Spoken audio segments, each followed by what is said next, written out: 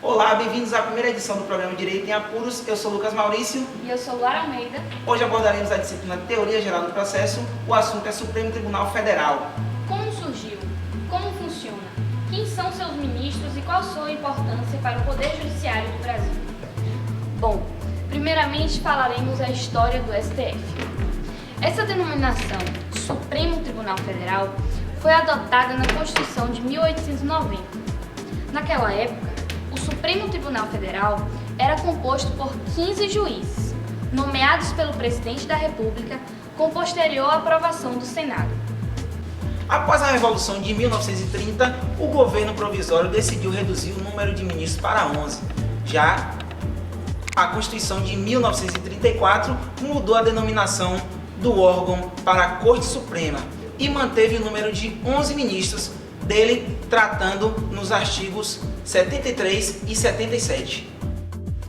A Carta de 1937 restaurou o título Supremo Tribunal Federal.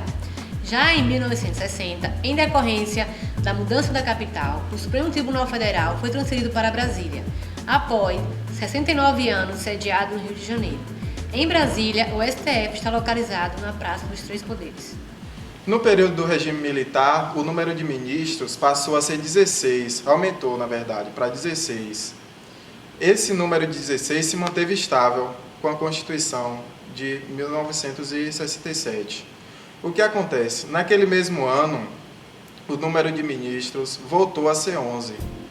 Com a restauração da democracia, a Constituição ora vigente, promulgada em 5 de outubro de 1988, realçou expressamente a competência precípua do Supremo Tribunal Federal, como guarda da Constituição, dedicando-lhe os artigos 101 a 103. O Supremo Tribunal Federal é o órgão de cúpula do Poder Judiciário, e a ele compete, precipuamente, a guarda da Constituição, conforme definido no artigo 102 da Constituição Federal. É composto por 11 ministros brasileiros natos escolhidos dentre cidadãos com mais de 35 anos e menos de 65 anos de idade. É de notável saber jurídico e reputação ilibada, segundo os artigos 101 da Constituição, e nomeados pelo Presidente da República após aprovação da escolha pela maioria absoluta do Senado Federal, sendo também o presidente do Conselho Nacional de Justiça. O tribunal indica 3 de seus ministros para compor o Tribunal Superior Eleitoral, segundo o artigo 119, inciso 1, a linha A da Constituição Federal. E agora vamos com a pergunta de um dos nossos internautas. Alô galera do Direito em Apuros, eu gostaria de saber quais são as principais atribuições do STF. Entre as principais atribuições está a de julgar, primeiro, a ação direta de inconstitucionalidade de lei, ou ato normativo federal ou estadual, a ação declaratória de inconstitucionalidade de lei ou ato normativo federal, a arguição de descumprimento de preceito fundamental decorrente da própria Constituição e a extradição solicitada por Estado estrangeiro. Na área penal, destaca-se a competência para julgar, nas infrações penais comuns, o Presidente da República, o Vice-Presidente, os membros do Congresso Nacional, seus próprios ministros e o Procurador-Geral da República, entre outros. Em grau de recurso, sobressai-se as atribuições de julgar, em recurso ordinário, o habeas corpus, o mandado de segurança, o habeas data e o mandato de injunção, decididos em única instância pelos tribunais superiores, se denegatória a decisão. E em recurso extraordinário, as causas decididas em única ou última instância, quando a decisão recorrida contrariar dispositivo da Constituição.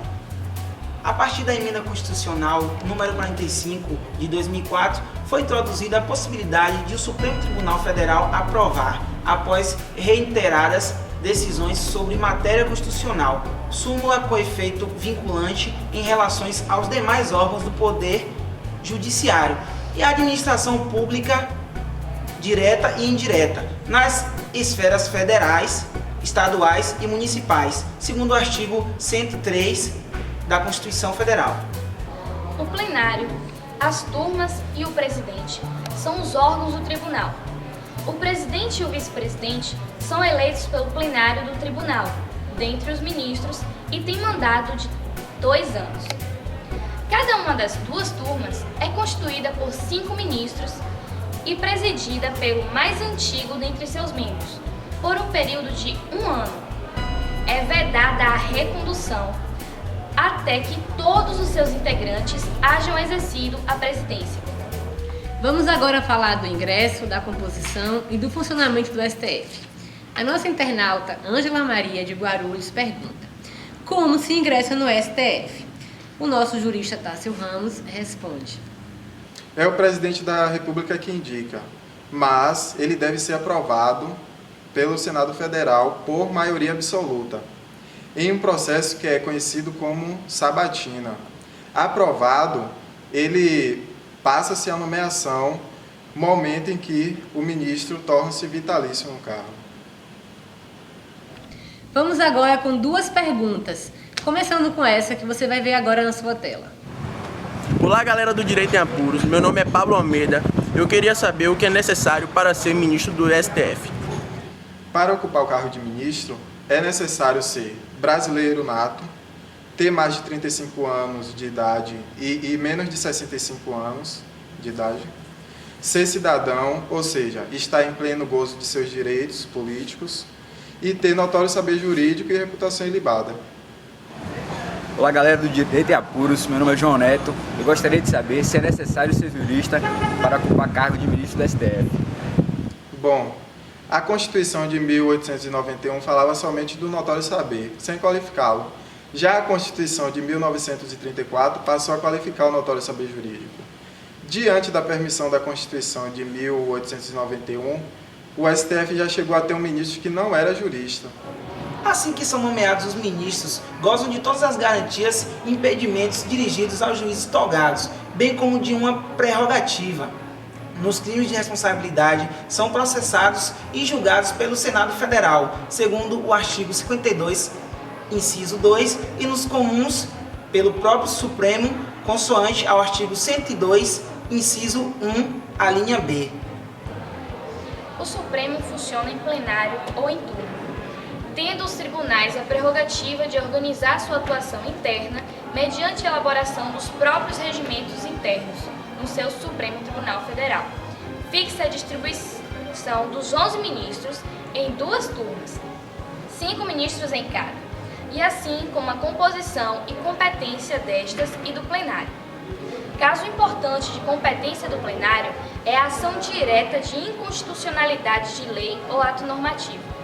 Vamos agora falar a respeito das competências do STF. O que na prática o tribunal é responsável por executar? Vamos começar então pela competência originária, taxada na Constituição Federal em seu artigo 102, em todo o seu inciso 1. Ele julgará a ação declaratória de inconstitucionalidade ou constitucionalidade da lei ou ato normativo federal ou estadual perante a Constituição Federal, inclusive por omissão, e julgará a arguição de descumprimento de preceito fundamental. Além disso, é responsável por julgar o recurso extraordinário interposto contra decisões que contrariam o dispositivo constitucional ou declararem a inconstitucionalidade de tratado ou lei federal, ou julgarem válida a lei ou ato do governo local contestado em face da Constituição ou lei federal. Os ministros também julgam o mandato de injunção, inclusive o mandato contra o presidente da República e outras altas autoridades federais, para a efetividade dos direitos e liberdades constitucionais. Também deve julgar o habeas corpus quando o coautor for o Tribunal Superior ou quando o coautor ou o paciente for autoridade ou funcionário cujos atos estejam sujeitos diretamente à jurisdição do STF. O STF também julgará as causas e os conflitos entre a União e os Estados, a União e o Distrito Federal, ou entre uns e outros, inclusive as respectivas entidades da administração indireta, a revisão criminal e a ação rescisória de seus julgados, a extradição solicitada por estados estrangeiros e, finalmente, as ações contra o Conselho Nacional de Justiça e contra o Conselho Nacional do Ministério Público. Todas essas são competências originárias do STF. Também não podemos deixar de falar de outra competência, que é para editar súmulas vinculantes, que poderá ser por ofício ou por provocação, mediante a decisão de 2/3 dos seus membros, após reiteradas decisões sobre matéria constitucional. A partir de sua publicação na imprensa oficial, a súmula feita pelo STF terá efeito vinculante em relação aos demais órgãos do Poder Judiciário e à administração pública direta e indireta, nas esferas federal, estadual e municipal, bem como proceder à sua revisão ou cancelamento, na forma estabelecida em lei. As súmulas vinculantes terão autêntica força de lei, com generalidade e abstração para se imporem em todos os casos nos quais ocorram as situações de fato nelas descritas. Já em recurso ordinário, o STF julga os habeas corpus, habeas data e mandatos de segurança e injunção, decididos em única ou última instância pelos tribunais regionais, federais ou pelos tribunais dos estados, quando a decisão for denegatória, e também as causas em que forem partes estado estrangeiro ou organismo internacional de um lado e do outro município ou pessoa residente ou domiciliada no país. E por fim, os recursos extraordinários, que cabem contra julgamentos de tribunais de qualquer justiça.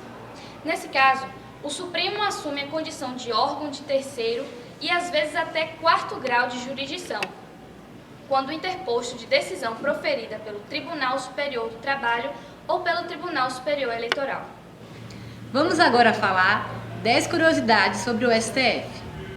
O primeiro órgão de cúpula do Judiciário brasileiro se chamou Casa da Suplicação do Brasil, de 10 de maio de 1808 até 8 de fevereiro de 1929, com 23 juízes. Depois veio a se chamar Supremo Tribunal de Justiça, com 17 juízes, de 1829 a 1891, e Supremo Tribunal Federal, em 1891 até o dia de hoje.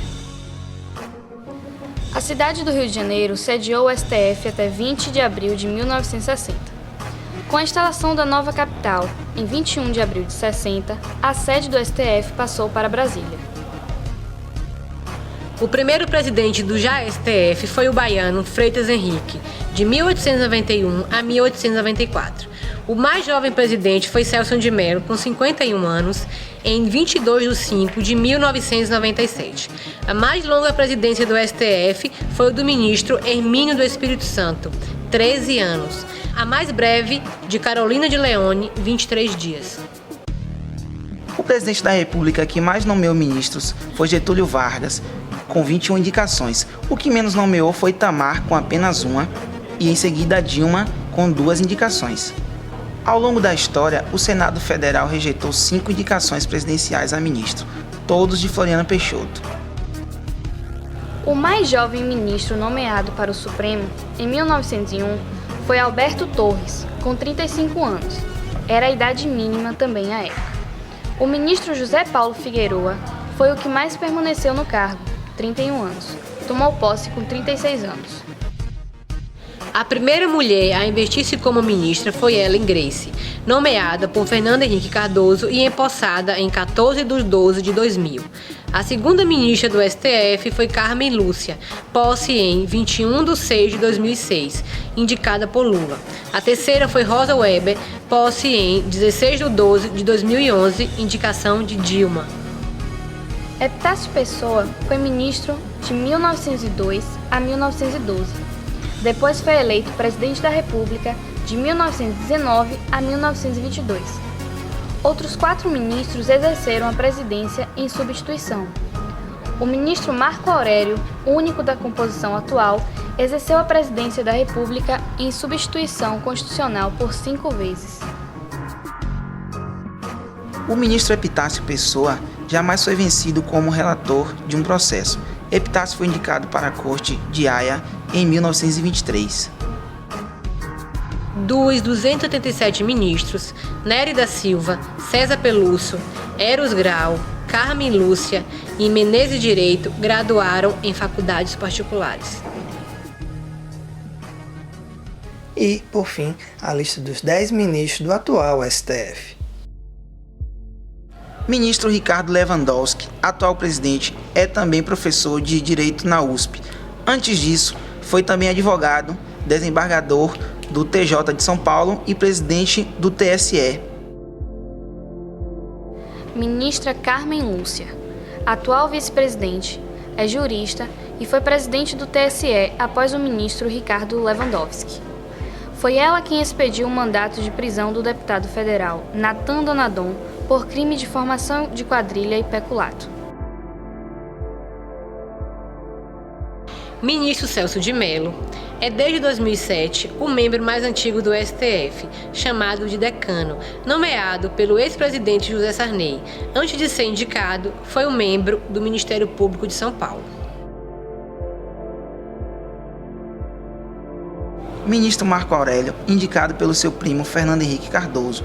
No serviço público, foi procurador do trabalho, juiz do TRT, corregedor-geral da Justiça do Trabalho e ministro do TST. Ministro Gilmar Mendes foi advogado-geral da União no governo de Fernando Henrique Cardoso. Foi presidente do Conselho Nacional de Justiça, além de ser professor e magistrado.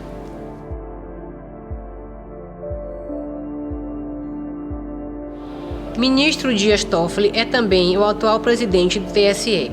Já foi advogado-geral da União.